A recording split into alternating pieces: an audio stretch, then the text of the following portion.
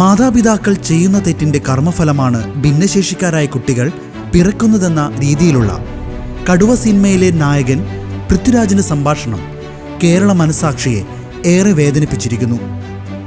ഭിന്നശേഷിക്കാരായ കുട്ടികളുടെ മാതാപിതാക്കളെ ഏറെ വേദനിപ്പിച്ചിരിക്കുന്ന ഈ വിവാദ സംഭാഷണത്തെ തുടർന്ന് സിനിമയിൽ നിന്ന് ഈ ഭാഗം നീക്കം ചെയ്യാനെടുത്ത തീരുമാനം സ്വീകാര്യമാണ്. എങ്കിലും തങ്ങളുടെ ഭാഗത്തു നിന്നുണ്ടായ മനുഷ്യസഹജമായ തെറ്റായി കണ്ട് പൊറുക്കണമെന്ന് അഭ്യർത്ഥിച്ച് സംവിധായകൻ ഷാജി കൈലാസ് തൻ്റെ തെറ്റ് മറക്കാനായി ഉദ്ധരിക്കുന്നത് പിതാക്കന്മാർ പച്ചമുന്തിരിങ്ങ തിന്നു മക്കളുടെ പല്ല് പൊളിച്ചു എന്ന ബൈബിൾ പരാമർശമാണ്. യഥാർത്ഥത്തിൽ ബൈബിൾ പഠിപ്പിക്കുന്നത് അങ്ങനെയല്ല എന്ന് ഷാജി കൈലാസ് മനസ്സിലാക്കേണ്ടിയിരിക്കുന്നു. പിതാക്കന്മാർ പുളിക്കുന്ന മുന്തിരിങ്ങ തിന്നു മക്കളുടെ പല്ല് പൊളിച്ചു എന്ന് ഇസ്രായേൽ ജനത്തെക്കുറിച്ചുള്ള ഈ പഴമൊഴി നിങ്ങൾ ഇപ്പോഴും ആവർത്തിക്കുന്നതെന്തിന്? ഈ ഒരു പഴമൊഴി ഇസ്രായേലിൽ നിലവിലുണ്ടായിരുന്നുവെന്നും അത് ഇനി മുതൽ ആവർത്തിക്കരുതെന്നുമാണ് യഥാർത്ഥത്തിൽ ബൈബിൾ പഠിപ്പിക്കുന്നത്.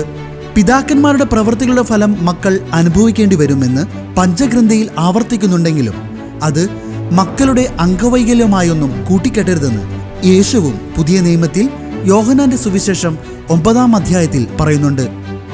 ഒരുവൻ അന്ധനാകുന്നതോ വികലാംഗനാകുന്നതോ ഒന്നും അവൻ്റെ മാതാപിതാക്കൾ പാപം ചെയ്തതുകൊണ്ടല്ല. അങ്ങനെ ബൈബിളോ ക്രിസ്തുവോ പഠിപ്പിക്കുന്നില്ല.